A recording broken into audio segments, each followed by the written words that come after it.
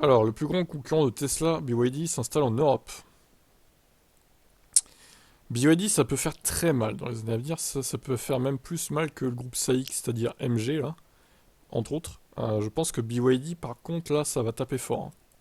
La firme annonce dans un communiqué relayé par le site chinois CNV Post une bonne nouvelle. Elle vient officiellement de signer un accord préliminaire de vente et d'achat sur pour son site de production qui sera implanté en Hongrie.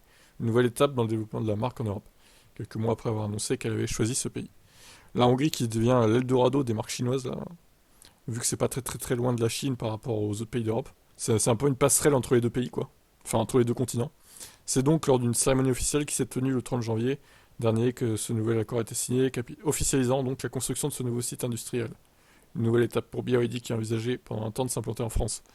Mais la décision de supprimer les bonus pour les voitures chinoises aurait fait voir rouge à la firme, qui a décidé de tourner le dos à Emmanuel Macron. Mince.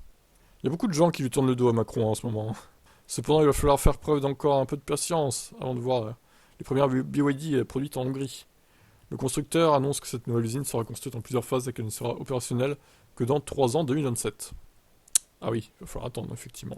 Le nouveau site de production sera dédié à l'assemblage des voitures électriques de la marque, qui seront ensuite vendues dans toute l'Europe. Pour mémoire, BYD commercialise actuellement une gamme déjà bien étoffée, avec notamment les Antong et Atto 3, ainsi que la Seal et la Dolphin. Bon bref, voilà.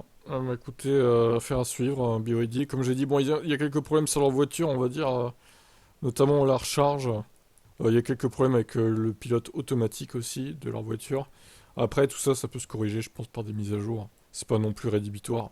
Mais bon, après, niveau tarif, elles sont, je dirais, un poil chères par rapport à ce que c'est dans leur pays. Même beaucoup plus cher, mais bon.